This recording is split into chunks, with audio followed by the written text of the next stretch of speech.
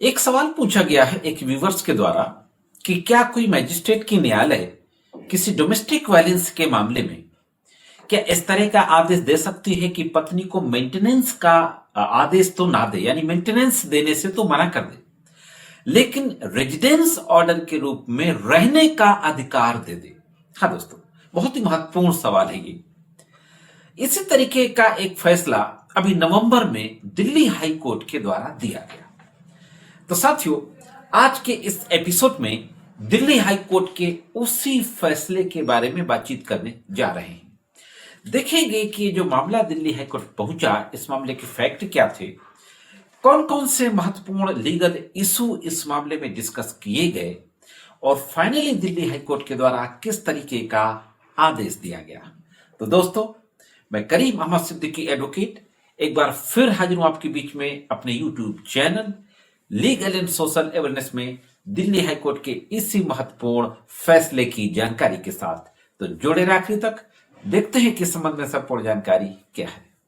सबसे पहले हम मामले के फैक्ट्स को बहुत ही ब्रीफ में देखते हैं। मामला यह था कि एक महिला ने धारा 12 घरेलू हिंसा के तहत एक शिकायत दर्ज कराई अपने पति और ससुराल के अन्य लोगों के खिलाफ।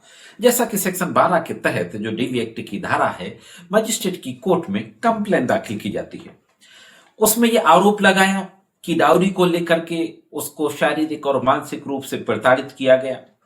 सबसे पहले तो मजिस्ट्रेट ने जैसे ही मामले की सुनवाई शुरू की, अपोजिट पार्टी हाजिर हुई कि सेक्शन 23 की एप्लीकेशन में महिला के लिए 30,000 रुपया पर मंथ इंटर मेंटेनेंस का ऑर्डर पारित कर दिया। इसके बाद पत्नी और बालिग बेटे के लिए 15,000 रुपए कर दिया गया। बाद में पहले 30,000 रुपए के इंटर मेंटेनेंस का ऑर्डर पारित किया, बाद में उसको 15,000 दोनों में डिवाइड कर दिया गया। अब इसके बाद दोनों पक्षों ने सत्र न्यायालय में अपील दाखिल की। हस्बैंड ने, आपको पता है कि घरेलू हिंसा के किसी भी आदेश के खिलाफ सेशन कोर्ट में सेक्शन 29 के तहत अपील दाखिल की जा सकती है। तो हस्बैंड ने इसलिए अपील दाखिल की कि 30,000 रुपया ज्यादा होता है, और पत्नी ने इसलिए अपील दाखिल की कि ये कम होता है। सेशन कोर्ट में अपील दाखिल हुई। अपील दाखिल होने के बाद एक आदेश आता है सेशन कोर्ट का। सत्र न्यायालय ने नाबालिग बच्चे के लिए तो 15,000 रुपए के आदेश को बरकरार रखा, जो मजिस्ट्रेट का इंटरिम ऑर्डर था। 15,000 बच्चे के लिए, 15,000 पत्नी के लिए, तो 15,000 पर मंथ का आदेश बच्चे वाला तो कंफर्म कर दिया सेशन कोर्ट ने। लेकिन पत्नी को जो इंटरिम भरण पोषण का ऑर्डर दिया गया था, उसको निरस्त कर दिया। हाँ दोस्तों, उसको निरस्त कर दिया गया। किस आधार पर निरस्त कर दिया गया?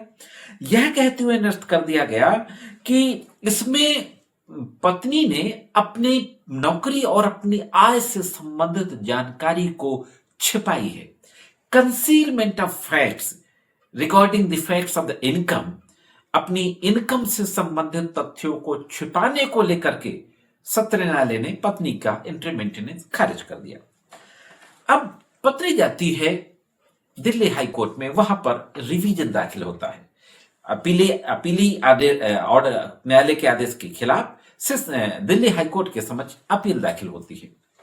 अब दिल्ली हाई कोर्ट में जो अपील दाखिल होती है, वहां पे कौन सा बिंदु उठाया जाता है, कौन सा महत्वपूर्ण आर्गुमेंट किया जाता है और फाइनली किस तरीके का फैसला दिया जाता है, उस पर भी एक नजर डाल लेते हैं।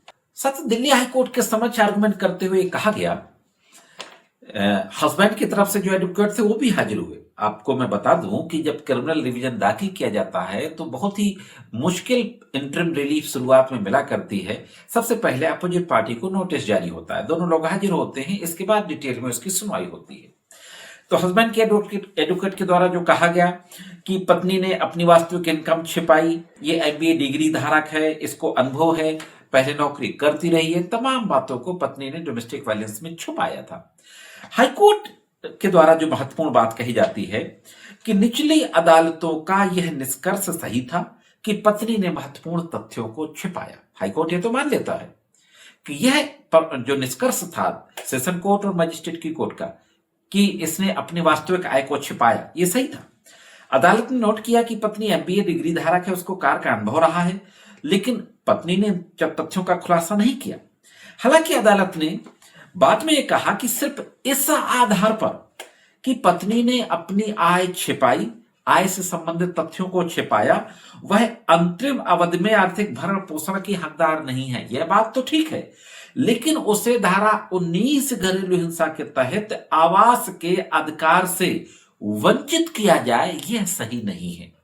यानी सिर्फ इस आधार पर कि उसको अंतरिम भरण पोषण नहीं दिया गया क्योंकि उसने अपनी वास्तविक आय छिपाई, आय से संबंधित तथ्यों को छिपाया, सिर्फ यह आधार स्वतः ही आवास के अधिकार को पाने का अवसर समाप्त नहीं करता है। बहुत महत्वपूर्ण बात कही गई, बहुत टेक्निकल बात है दोस्तों।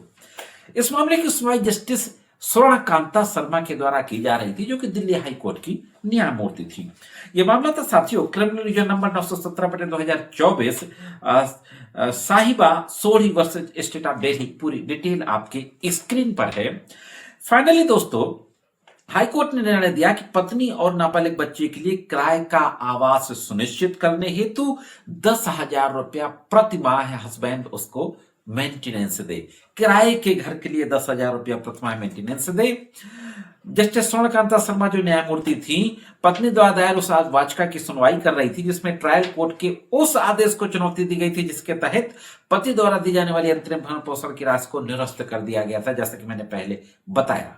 तो दिल्ली हाईकोर्ट ने दोस्तों इस फैसले में स्पष्ट किया कि यदि पत्नी द्वारा अपनी आय छिपाने के कारण उसे आर्थिक भरण पोषण यानी मॉनिटरी मेंटेनेंस, मॉनिटरी रिलीफ नहीं दिया जाता तो भी उसे आवास का आदेश दिया जा सकता है। तो दोस्तों, जो सवाल था कि क्या ऐसा हो सकता है कि पत्नी को मेंटेनेंस ना दिया जाए और रहने का अधिकार दे दिया जाए, तो निश्चित रूप से हो सकता है। मैं आपको बता दूं कि हम कई तरीके की रिलीफ क्लेम करते हैं डोमेस्टिक वायलेंस की कंप्लेंट में। जरूरी नहीं कि सारी रिलीफ मिल जाए, कुछ रिलीफ मिलती है, कुछ रिलीफ नहीं मिलती है। तो एक रिलीफ अगर डिनाई हो गई है तो दूसरी भी डिनाई हो जाएगी, ऐसा नहीं है। यह थी दोस्तों घरेलू हिंसा के संबंध में एक महत्वपूर्ण कानूनी जानकारी। कैसे लगी कमेंट्स करके जरूर बताएं। आज के इस एपिसोड में सिर्फ इतना ही। मिलते हैं किसी अन्य एपिसोड में कानून की कुछ अन्य जानकारियों के साथ। तब तक महत्वपूर्ण कानूनी जानकारियों के लिए देखते रहें लीगल एंड सोशल अवेयरनेस।